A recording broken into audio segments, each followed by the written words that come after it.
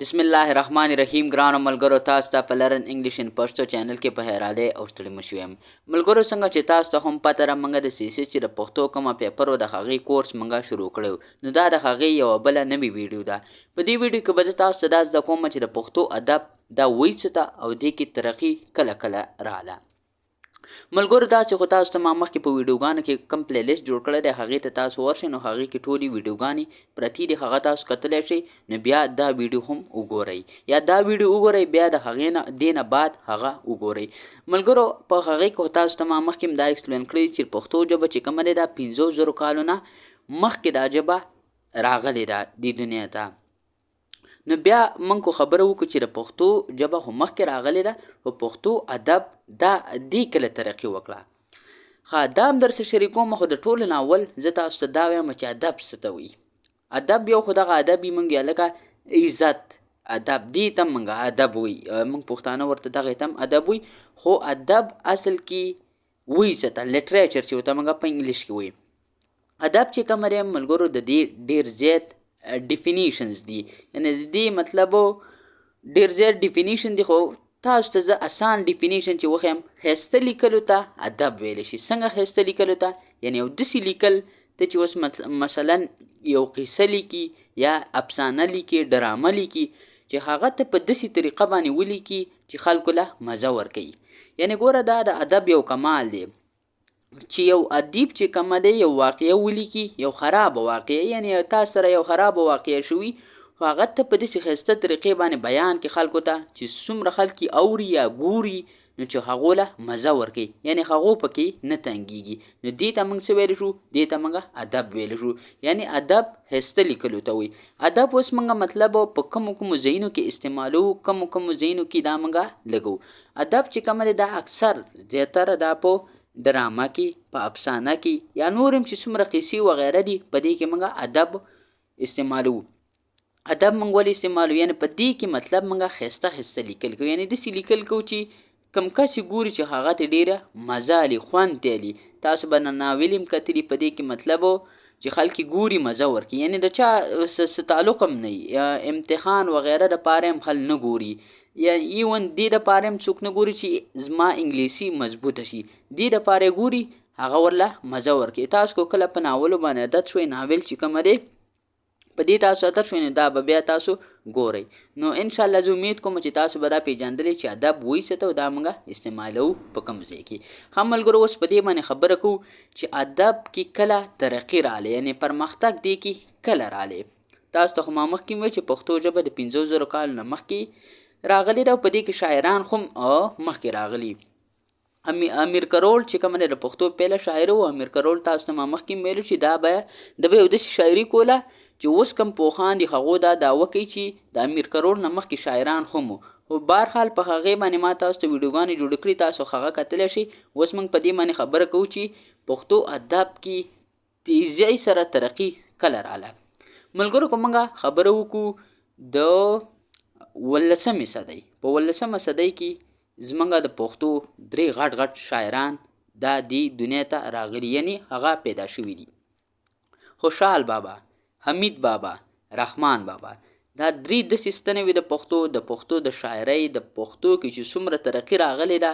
یعنی دا پښتو چې په پښتنو نه علاوه پنجابیان شو، نور چې څومره قومونه دي په بهر ملکونو کې، عربیان وغیره، دا چې پیژني دا په څه وجه پیژني، دا د دې دریو سړو کمال دی. رحمان بابا، خوشحال بابا، حمید بابا، د دریو کسانو کمال دی. بیا وروسته نور شاعران هم راغلي، په دې به هم خبره کوو. او کله چې خوشحال بابا راغلی، نو د پښتو ادب له هغه یوه ډېره تیزۍ سره منډه ورکړه. خوشحال بابا به شاعري صرف نه کوله، خوشحال بابا نور هم ډېر کارونه کړي. تاسو ته ما هغه په ویډیو کې ایکسپلین کړي دي، کې درته نه ایکسپلین کوم. خو خوشحال بابا چې پښتو ادب له کومه ترقي ورکړه، هغه بل چا بالکل هم نه ورکړي. خوشحال بابا چې کوم دی د پښتو ادب په دغه ټایم کې، یعنی په دغه 18مه صدۍ کې د پښتو ادب یو داسې ځای ته ورسو څنګه چې نورو ژبو کې کم لټریچر مخکې، یعنی ادب په نورو ژبو کې څنګه مخکې، نو خوشحال بابا دې سره بالکل برابر کو په ډېر کم وخت کې. خوشحال بابا چې کوم دی دا د افغانستان قومي شاعر هم دی. د افغانستان چې کوم قومي شاعر دی هغه دی خوشحال بابا. دا هم ستاسو جنرال نالج لپاره ما تاسو ته ویلي. نو خوشحال بابا چې کوم دی د پښتو ژبې ادب دغه ټیم کې د نورو ژبو یعنی اوس د انګلیش چې کوم لیټریچر یا د نورو ژبو چې کوم لیټریچر هغې سره خوشحال بابا دا برابر کو. خوشحال بابا د پښتو غټ شاعر دی. یعنی کو چېرته هم تاسو ته راځي چې د پښتو غټ شاعر څوک دی هغه دی خوشحال بابا. په خوشحال بابا تاسو ته ما بیله 22 منټ ویډیو جوړه کړې ده، هغه تاسو کتلی شئ، په هغې کې به تاسو ته ټول معلومات میلاو شي. اوس ورځو حمید بابا ته. بیا د خوشحال بابا نه لږه موده پس حمید بابا رالی پیدا شو. حمید بابا چې کوم دی هم د پښتو ډېر غټ شاعرو. د پښتو چې ټاپ 3 کوم شاعرانو خوشحال بابا، حمید بابا، رحمان بابا، دا 3 غټ شاعران دي. بیا وروسته غني خان بابا دلې هم راغلي، خو څومره پوخان چې ما کتلي هغو دا وینا ده چې د پښتو غټ شاعران خوشحال بابا، رحمان بابا، حمید بابا دا 3 دي. بیا پکې دا راله حمید بابا د پښتو ادب له ډېره زیاته ترقي ورکړه، او د رحمان بابا بیا چې کله رحمان بابا هم په دغه 18مه صدۍ کې 28 کاله بعد رحمان بابا پیدا شو.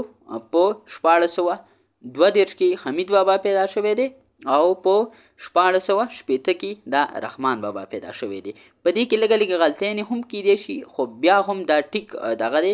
خو مې به ځینې کتابونو لږ اخوا دېخوا مخکې وروسته ډیټ آف برت لیکلی دی، خو بیا هم تاسو دومره دغه کوي چې په 18مه صدۍ کې چې د پښتو ادب کومه ترقي کړې دا بل ټیم کې نه ده کړې. د پښتو ادب چې په 18مه صدۍ کې څنګه د سټارټ راواخیستو او څنګه په مخ کې د ادب لاړې، نو دا د پښتو په تاریخ کې هیڅ کله هم نه دی تللی. د پښتو ادب چې کومه ترقي کړې ده، کوم سټارټ یې اخیستی، پښتو ژبه چې څومره خلکو پیژندلې ده، په پښتو ژبه کې چې څومره ترقیانې شوي دي، پښتو ژبه کې چې څومره شاعري شوې دا کله شوې دی؟ دا په 18مه صدۍ کې. یعنې په 18مه صدۍ کې چې د پښتو ژبې څومره ترقي کړې، پښتو ادب دا په بل ټیم کې نه ده کړې. اوس راځو دا خو دا 3 کسانو چې دوی مطلب بیا دې نه وروسته څوک رالی؟ امیر حمزه شینواري رالی، هغه پښتو ژبه کې ډېر کار وکړو. نور هم ډېر غټ شاعران دي، او په هغو کې زه تاسو ته خبره کوم مناسب ویډیو اوږدېږي او اوږده ویډیو تاسو نه شئ کتلی. نو زه به تاسو ته ریکویسټ کوم چې تاسو ویډیو اخره پورې ګورئ، نو انشاءالله تاسو ته به ټول معلومات میلاویږي. غني خان بابا بیا وروسته چې کله غني خان بابا رالی، دا پوخان چې ما وکته دوی پکې غني خان بابا نه دی اچولی په ټاپ 3 شاعرانو کې، خو زه وایم چې ځینې خلک خو دا هم وایي چې مطلب د خوشحال بابا نه هم غني خان بابا ډېر غټ شاعر و. خو په هر حال د هغو پوخان دي، هغو د موږ نه ښه پوهېږي، نو د هغو په دغه باندې مطلب موږ غني خان بابا په ټاپ 3 شاعرانو کې نه دی اچولی. اوس که موږ د غني خان بابا په باره کې خبره وکړو، نو غني خان بابا چې پښتو ژبې ته څنګه راغلی، غني خان بابا صرف شاعري نه وکړې، هغه باندې ما بیله ویډیو جوړه کړې، ټول پلی لیست یې په هغې کې 20-25 ویډیوګانې دي، هغه ټولې تاسو کتلی شئ. نو انشاءالله تاسو ته به د CSS په پیپر کې هېڅ قسمه مسله هم نه وي. غني خان بابا په باره کې اوس خبره کوو. غني خان بابا چې کومه د شیکسپیر څخه هم کمپیر کړی ده، هغه هم ویډیو شته دی، تاسو کتلی شئ. غني خان بابا چې مطلب د پښتو ژبه څنګه بوتله مخکې، څنګه چې په انګلیش کې په انګلیش لیټریچر کې د ټولو نه غټ کس څوک دی؟ دا دی شیکسپیر. او غني خان بابا او شیکسپیر به یو بل سره کمپیر کول. یعنی شیکسپیر چې کومه دی دا د انګلیش بالکل غټ شاعر دی، د نه په انګلیش لیټریچر کې غټ شاعر نه و، د انګلیش په پورټری کې د نه غټ شاعر نه و. هغه چې څنګه انګلیش له کار کړی، نو خلک داسې وایي چې غني خان بابا داسې پښتو له کار کړی. غني خان بابا په باره کې مکمل ویډیو د تاسو هغه کتلی شئ. او بیا هم که چېرته تاسو څه قسمه مسلې، نو ما ته کمنټ سیکشن کې هم کمنټ کولی شئ، ما ته په واتساپ هم SMS کولی شئ. خو په واتساپ ما د داسې SMS مه کوئ چې ما ته ریډینګ زده کړه، ما ته لیکل زده کړه. هغه که تاسو بیا زده کوئ، نو بیا زما خواله راځئ، زه برته خپل لوکیشن درکړم، زما خواته راځئ، زه برته د پښتو په باره کې هر څه زده کړم. دغه به څه مسله نه وي. خو په واتساپ به زه تاسو دا نشم کولی چې ته ما ته په واتساپ باندې SMS وکړې او ته ما ته ووایې چې ما ته ریډینګ وکړه، دا وکړه. نه، دا نه کېږي. زموږ ډېر کارونه نور هم دي، او باقي چې انشاءالله تاسو څه قسمه مسلې ما ته بالکل په واتساپ باندې SMS کولی شئ. او ملګرو که چېرته تاسو دغه کورس وکتل، نو پښتو چې کومه پیپر ده تاسو ته به انشاءالله په دې کې هېڅ قسمه مسله نه.